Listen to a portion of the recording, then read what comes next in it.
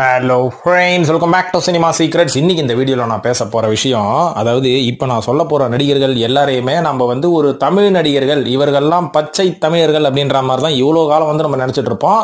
இதில் ஒரு சில பேர், ஒரு சில புத்திசாலிகள் இவங்கெல்லாம் தமிழர் இல்லை அப்படின்றது தெரியும். ஆனால் பல பேருக்கு இவங்க தமிழர் இல்லைன்றது தெரியவே தெரியாது. ஸோ அப்போ இவங்கெல்லாம் தமிழர் இல்லைன்னா எந்த மொழி பேசுகிறவங்க அப்படின்ற மாதிரி உங்களுக்கு ஒரு டவுட் இருக்கும்ல. அந்த டவுட்டை கிளியர் பண்ணுறதுக்கு தான் இந்த வீடியோ. அதாவது என்னை பொறுத்த வரைக்கும் என்னோட தனிப்பட்ட கருத்து என்ன அப்படின்னு கேட்டிங்கன்னா, இன்னைக்கு தமிழ் சினிமா இல்லைங்க, என்னைக்குமே தமிழ் சினிமா எடுத்துக்கிட்டா திறமைக்கு மட்டுமே மரியாதையும் முக்கியத்துவமும் கொடுக்குற ஒரே ஒரு சினிமா இண்டஸ்ட்ரினா அது தமிழ் சினிமா இண்டஸ்ட்ரி மட்டும்தான். ஆனா இப்போ சமீபத்தில் பார்த்தீங்கன்னா இந்த தமிழ் சினிமாவிலையும் மொழி பிரிவினை, ஜாதி பிரிவினை, மத பிரிவினை அப்படின்னு வந்தனால தான் தமிழ் சினிமாவோட நிலைமை ரொம்ப மோசமாகவும் கேவலமாகவும் போயிட்டு இருக்கு அப்படின்னு நான் சொல்லுவேன். ஏன்னா ஒரு காலகட்டத்தில் தமிழ் சினிமாவில் இந்த ஜாதி ஆதிக்கம் அப்படின்ற ஒரு விஷயம் கண்டிப்பாக இருந்தது. இருக்கும் போதே திறமை இருந்தால் நீங்கள் தமிழ் சினிமாவில் ஜெயிச்சிடலாம் அப்படின்ற தனிப்பட்ட ஒரு வழியும் இருந்தது. அதை வச்சு தான் நிறைய திறமைசாலிகள் உள்ள வந்தாங்க. ஆனால் இன்னைக்கு இதோட நிலைமை எப்படி இருக்குன்னா, நீங்க இந்த மொழி சார்ந்தவரா, நீங்க அந்த மொழி சார்ந்தவரா, இந்த ஜாதியை சார்ந்தவரா அப்படின்ற ஒரு பெரிய பிரிவினை தமிழ் சினிமாவில் வந்தது ரொம்ப சோகத்தை கிரியேட் பண்ணிருக்குது நண்பர்களே. இந்த மாதிரி நிலைமை மாறுறதுனால என்ன ஆக போகுது அப்படின்ற ஒரு சின்ன கியூரியாசிட்டி உங்களுக்கு இருக்கும் இல்லைங்களா? அதுக்கான விடையை இந்த வீடியோவில் முடிவில் சொல்றேன்.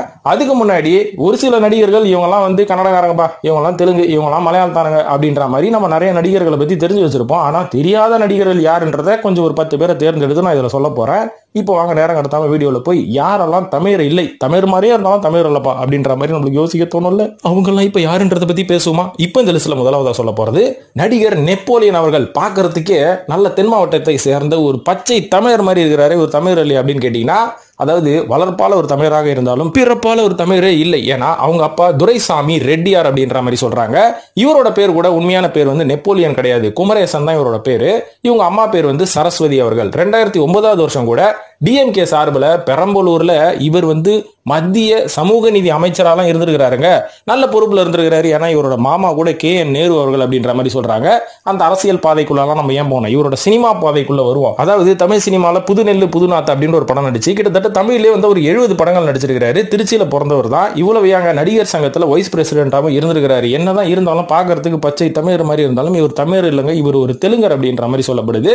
ஓகே, இவரை நம்ம தமிழராகவே ஏத்துக்கிட்டோம். இவரும் தமிழரா வந்து தமிழா தானே பேசிட்டு தமிழ் படங்களை தான் நடிச்சிருக்காரு, விட்டுட்டு போங்களேன். இரண்டாவதா சொல்ல போற நடிகை யாருன்னு பாத்தீங்கன்னா ஐஸ்வர்யா ராஜேஷ் அவர்கள். சமீபத்துல கூட பயங்கரமா ட்ரெண்ட் ஆயிட்டு போனாங்க. அதாவது ஒரு டிஷர்ட்ல தமிழ் தெரியாது போடாவா, சே என்னங்க தப்பு தப்பா வளர்ற, ஹிந்தி தெரியாது போடா அப்படின்ற மாதிரிலாம் ஒரு ஸ்லோகன் போட்டு ஒரு டிஷர்ட்டை போட்டு வேற லெவலில் வைரல் ஆகிட்டு இருந்தாங்க. சரி ஓகே, ஹிந்தி தெரியாது போடா இருந்தால் பரவாயில்ல, ஆனால் நீங்கள் வந்து தமிழ் தமிழ் பச்சை தமிழ் அப்படின்ற மாதிரி சொல்றீங்க இல்லைங்களா? நீங்களே தமிழ் இல்லை தெலுங்குன்றது உங்களோட வீகத்தை பார்த்தாலே தெரிஞ்சிடும். ஏன்னா இவங்க அப்பா ராஜேஷ் இருக்காரு பார்த்தீங்களா, ஐஸ்வர்யா ராஜேஷ் என்கிற ராஜேஷே வந்து ஒரு தெலுங்கு நடிகர் தான். ஆனால் சின்ன வயசுலேயே அவர் இறந்துட்டாரு. அதுக்கப்புறம் இவங்களோட தாயார் நாகமணி என்றவங்களும் தெலுங்கு சினிமாவில் ஒரு டான்சரு. இவங்க தாத்தா அமர்நாத்ன்றவரும் தெலுங்குல வந்து ஒரு நடிகர்ன்றாங்க. இது மட்டும் இல்லாமல் இவங்க ஆன்டி ஸ்ரீலட்சுமி இருக்காங்க பார்த்தீங்களா, தெலுங்குலயே ரொம்ப ஃபேமஸான காமெடியனுங்க. அவங்க கிட்டத்தட்ட 500 படங்கள் நடிச்சிருக்காங்க. இவ்வளவு ஏன் ஐஸ்வர்யா ராஜேஷ் தெலுங்கு படத்துல சைல்டு ஆர்டிஸ்டா நடிச்சிருக்காங்க. அதுக்கப்புறம் அங்க பெருசா வாய்ப்பு கிடைக்காதனால தான் தமிழ் சினிமால 2 உப்மா படத்துல நடிச்சாங்க. 2010 வருஷம் நீதானா அவன் அப்படின்னு ஒரு படம். அதுல பாத்தீங்கன்னா ஐஸ்வர்யா ராஜேஷ் மைக் டைசன் மாதிரி இருப்பாங்க. அதுக்கப்புறம் அவர்களும் இவர்களும் அப்படின்னு ஒரு படம் நடிச்சாங்க. இது எல்லாமே உப்மா படமா போனனால அதுக்கப்புறம் அட்டகத்தில பாரஜித் அவர்கள் வாய்ப்பு கொடுத்தவங்க தான் அவங்க நடிகாராங்க. இன்னைக்கு வெளிலனா நான் பெரிய தமிழச்சி அப்படின்ற மாதிரி தான் காமிச்சிக்கிறாங்க. உண்மையா அவங்க தமிழச்சிலாம் இல்ல, தெலுங்குக்காரங்கோ. மூன்றாவதா கேப்டன் விஜயகாந்த் அவர்கள். இவர் வந்து வளர்ப்பால ஒரு தமிழராக இருந்தாலும் பிறப்பால ஒரு தெலுங்கர் தான் அப்படின்றத இவரே ஒத்துக்கிட்டாரு. சமீபத்தில் அவரோட மறைவுல கூட அவர் அவங்க குடும்பத்தில் இருக்கிறவங்க சொன்னது என்னன்னா, நாங்க வந்து பிறப்பால நாயுடு அப்படின்ற ஒரு கம்யூனிட்டியை சார்ந்தவங்க தான், இருந்தாலும் இவரோட அந்த கடைசி ரைட்ஸை வந்து நாங்க வந்து தெலுங்குல சொல்ல விரும்பல, தமிழ்லே பண்ணுங்க அப்படின்ற மாதிரி சொன்னாங்க. இது வந்து அவர்களோட பெருந்தன்மையை வந்து காமிக்குது.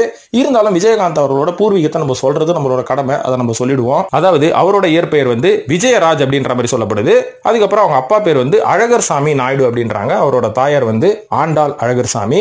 அது மட்டும் இல்லாம மதுரை மாவட்டத்துல கீரதுரை அப்படின்ற ஒரு இடத்துல இவருக்கு ரைஸ் மில்லே இருக்கான். இவரோட அப்பா ரைஸ் மில் நடத்தும் போது இவர் தான் அதை மேற்பார்வை பார்த்துட்டு இருப்பாராம். இதுக்கப்புறம் படிப்படியா ஒரு நடிகராகி தேமுதிக அப்படின்ற ஒரு கட்சியோட தலைவராகி விருதாச்சலத்துல எம்எல்ஏவாகி 1990 வருஷம் பிரேமலதா நாயுடு அவர்களை திருமணம் பண்ணி அவர் ஒரு தமிழராகவே வாழ்ந்தார் அப்படின்றதுல தமிழர்களுக்கே ஒரு பெருமை. நான்காவதா நடிகர் பார்த்திபன் அவர்களை பத்தி சொல்லலாம். இவரை பெருமையாவே சொல்லலாங்க. ஏன்னு பாத்தீங்கன்னா இன்னைக்கு ஏகப்பட்ட தமிழ் நடிகர்கள் அவங்களோட பொழப்புக்காக அவங்களோட ஐடென்டிட்டியை அவங்க மறைச்சிட்டு தான் அவங்க வந்து வெளியில வேலை பார்க்கறாங்க. ஆனா பார்த்திபன் அவர்கள் ரொம்ப போல்டா சைமா அப்படின்ற ஒரு பெரிய அவார்ட் ஃபங்க்ஷன்ல அத்தனை பேர் முன்னாடி அவரோட ஐடென்டிட்டியை அவர் ஒத்துக்கிட்டாரு. அதாவது நான் வந்து பேசிக்கலி தமிழர்லாம் கிடையாதுங்க, நான் வந்து ஒரு தெலுங்கு குடும்பத்துல படத்துல தான் பிறந்தேன், ஆனா வளர்ந்தது எல்லாம் சென்னையில தமிழ்நாட்டுல அப்படின்றனால நான் வந்து தமிழ் பேசி தமிழ் படங்கள்ல நடிச்சிட்டு இருக்கேன். இருந்தாலுமே கூட நான் வந்து ஒரு தெலுங்கர் தான் அப்படின்ற மாதிரி ஒத்துக்கிட்டாரு. அவரோட பேர் வந்து பார்த்திபன், அவரோட அப்பா பேர் வந்து ராதாகிருஷ்ணன். அது மட்டும் இல்லாம கே பாக்யராஜ் அவர்கள் கிட்ட உதவி இயக்குனரா பணியாற்றி 1981 வருஷம் வந்த மதுரை வீரனா ராணுவ வீரன் அப்படின்ற ஒரு படத்துல தான் இவர் வந்து சின்ன சின்ன கதாபாத்திரம் நடிக்க ஆரம்பிச்சாரு. அதுக்கப்புறம் இவரே சொந்தமா முதல்ல இயக்கிய படம், இயக்கி நடித்த படம் வந்து புதிய பாதை அப்படின்ற மாதிரி சொல்லப்படுது. இந்த படம் வந்து ஒரு நல்ல ஒரு சக்சஸ்ஃபுல்லான படம். முதல் படத்துக்கே வந்து ஏகப்பட்ட அவார்டு, இவ்வளவு அங்க நேஷனல் அவார்டே வாங்கினாரு. அந்த அளவுக்கு ஒரு சூப்பரான வித்தியாசமான கதைக்களம் கொண்ட படம். இருந்தாலும் இவரோட மதர் டங் தெலுங்கு அப்படின்றத இவர் வந்து அப்பட்டமா ஒத்துக்கிட்டாரு அப்படின்றது ரொம்ப ரொம்ப ஏற்றுக்கக்கூடிய ஒரு பெருமையான விஷயம் தான். 5வது நடிகை சமந்தா அவர்களை பத்தி சொல்லலாமா? எப்ப பார்த்தாலும் ஆகுனா நான் சென்னை பொண்ணுங்க, நான் எந்த லாங்குவேஜ்ல போய் நடிச்சா நான் சென்னைக்கார பொண்ணு, பல்லாவரத்துல தான் நான் வளர்ந்தேன் தெரியுமா அப்படின்ற மாதிரி மாறுதட்டி கொள்வார்கள். ஆனா இவங்க சென்னையில பிறந்து வளர்ந்தாலுமே கூட ஒரு தமிழர் கிடையாது.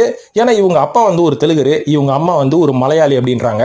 அதனாலதான் எத்தனை லாங்குவேஜ் படத்துல எவ்வளவு பெரிய ஹீரோக்கள் கூட நடிச்சாலுமே புடிச்சாங்க பாருங்க தெலுங்குல போயிட்டு நாக சைத்தன்யாவை. அதுதான் பிளானிங்ன்றது, அதுதான் நம்மளோட பிறப்பு உரிமை அப்படின்றது. அதுல வந்து நம்ம அந்த பர்சனல் விஷயத்துல தலையிடக்கூடாது. இருந்தாலும் அவங்க தமிழ் சினிமாவில் நிறைய ஹீரோக்கள் கூட நடிச்சாலும் எந்த தமிழ் நடிகர்கள் கூடயும் அவங்களுக்கு காதல் வயப்படவில்லை, எந்த மலையாள நடிகர்கள் கூடயும் அவங்களுக்கு காதல் வரவில்லை. தெலுங்கு நடிகர்கள் மேலதான் காதல் வந்து விட்டது.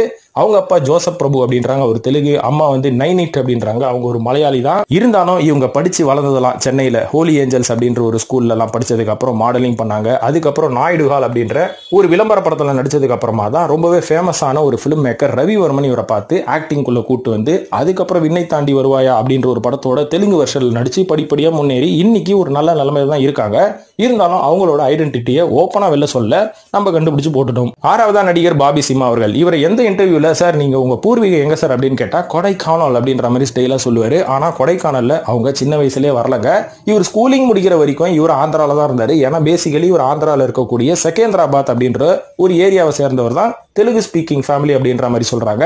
வெறும் 1995 வருஷம் தான் இவங்க ஃபேமிலியோட ஆந்திரால இருந்து கொடைக்கானல் வந்து செட்டில் ஆனாங்க அப்படின்ற மாதிரி சொல்லப்படுது. ஸ்கூலிங் ஃபுல்லாவே ஒரு ஆந்திரால தான் படிச்சிருக்காரு. காலேஜ் மட்டும் தான் கோயம்புத்தூர்ல படிச்சு இங்க லோக்கல்ல வேலை செஞ்சிருக்காரு. அதுக்கப்புறம் சினிமால வர ஆசையில சென்னைக்கு வந்து ஆரம்பத்தில் இவருக்கு சினிமா வாய்ப்பு கிடைக்காதனால மார்க்கெட்டிங்ல வேலை செய்யறது, இன்சூரன்ஸ் கம்பெனில வேலை செய்யறது, பிபிஓல வேலை செய்யறது அப்படின்ற மாதிரி செஞ்சுதான் சினிமாவில் வந்திருக்காரு. இருந்தாலும் இவரோட ஐடென்டிட்டியை ஆரம்பத்தில் இவர் வெளிக்காட்டல. காரணம் நம்ம தமிழ் சினிமாவோட நிலைமை அந்த மாதிரி இருக்குது. என்ன பண்றது? இப்ப 7வதா சொல்ல போறது நடிகர் மற்றும் இயக்குனரான, அதாவது ஸ்கிரீன் பிளே லெஜண்ட் கூட சொல்லுவாங்க, கே பாக்யராஜ் அவர்கள். இவரும் ஒரு தெலுங்கர் தான். இது யாருக்கு தெரியும்? ஏன் இவரோட பசங்களே வந்து ஹிந்தி தெரியாது போடா அப்படின்ற மாதிரி டிஷர்ட் எல்லாம் போட்டு சுத்தி நின்றாங்க.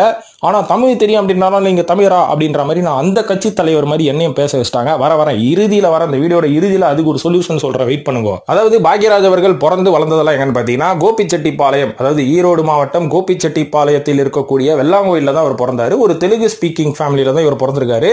ஒரு நாயுடு கம்யூனிட்டி அப்படின்ற மாதிரி சொல்லப்படுது. இவரோட தந்தை வந்து கிருஷ்ணசுவாமி, அம்மா வந்து அமராவதி அப்படின்ற மாதிரி சொல்றாங்க.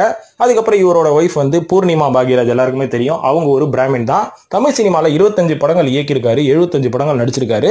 ஸோ இருந்தாலும் இவரோட ஐடென்டிட்டியா ஒரு பெரிய லெவலில் வெளில காமிச்சிக்கிட்டது இல்லை, அவசியம் இல்லை அப்படின்ற மாதிரி விட்டுட்டாரு. 8வதா நடிகர் சுரேஷ் அவர்கள். மழன்னு ஒரு மாலிஷ் போட்ட மாதிரி ஒரு மண்டையோட ரொம்ப ஸ்டைலா இருப்பாரு. இன்னைக்கு கூட ரிச் அங்கிள் அப்படின்னு நம்ம சொல்லலாம். ஆனா அவர் வந்து ஒரு ரிச் வில்லனா வந்து எந்த படத்துலையும் பெருசா யூஸ் பண்றது இல்லை. எதுக்கு எடுத்தாலும் ஜெகபதி பாபுவை தான் கூட்டின்னு வராங்க. இவரை கூட யூஸ் பண்ணுங்கப்பா அப்படின்ற மாதிரி தான் சொல்ல தோணுது. இருந்தாலும் இவர் தமிழர் இல்லை அப்படின்றத இவர் ஒரு சில இடத்துல ஒத்துக்கிட்டாரு. இவர் வந்து பேசிக்கலி நாயுடு கம்யூனிட்டி.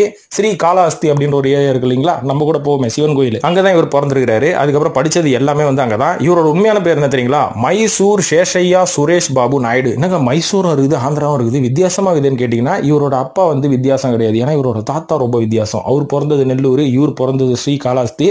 அப்படியே திருப்பதி போயிட்டு தமிழ்நாடு உள்ள வந்துட்டாங்க. நாமளும் வரவேற்று விட்டோம். 9வதா நடிகை மேகா ஆகாஷ். ஏப்பா இந்த பொண்ணு எந்த லாங்குவேஜா இருந்தா எங்களுக்கு என்னப்பா போப்பா, இதுக்கு முன்னாடி சொன்ன நடிகர்கள் கூட எங்களுக்கு அதிர்ச்சியா இருந்தது. இந்த பொண்ணு கண்டிப்பா தமிழே கிடையாது, பேரை கேட்டாவே தெரியல, வடநாட்டு பொண்ணு மாதிரி இருக்கு அப்படின்னு கேட்டீங்கன்னா வடநாட்டு பொண்ணு எல்லாம் இல்ல, இது ஒரு மிக்சரான பொண்ணு. ஏன்னா அப்பா வந்து தெலுங்கு, அம்மா வந்து மலையாளி.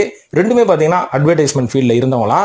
ஏன்னா இவங்க படிச்சது வந்து லேடி ஆண்டால் அப்படின்ற ஸ்கூலில் படிச்சிருக்காங்க. அதுக்கப்புறம் WCCயில் கிராஜுவேஷன் முடிச்சதுக்கு அப்புறமா தான் இவங்க ஒரு பக்கா கதை அப்படின்ற ஒரு படத்துல தான் முதல்ல அறிமுகமாக வேண்டியது. தெரியாதனமா அந்த படம் ரொம்ப லேட்டாக ரிலீஸ் ஆனனால பேட்டை மற்றும் எண்ணெய் நோக்கி பாயும் தோட்டா படத்தில் இவங்க வந்து டெபியூ ஆயிட்டாங்கப்பா. இருந்தாலும் இந்த பொண்ணும் கண்டிப்பாக தமிழ் கிடையாது, தெலுங்கு மற்றும் மலையாளி அப்படின்ற மாதிரி நம்ம சொல்லிக்கலாம். இப்போ 10வதா சொல்ல போறது அப்பட்டமான ஒரு தெலுங்கு ஸ்பீக்கிங் தமிழ் நடிகர். அவரின் பெயர் தான் ஸ்ரீமான் அவர்கள். ஸ்ரீமான் அவர்களோட முழு பேரு குமரவதா ஸ்ரீனிவாச ரெட்டி அப்படின்றாங்க. படத்துக்காக ஸ்ரீமான் அப்படின்னு மாத்திட்டாரு. இவர் பேசிக்கலி ஃப்ரம் ராஜமுந்திரி.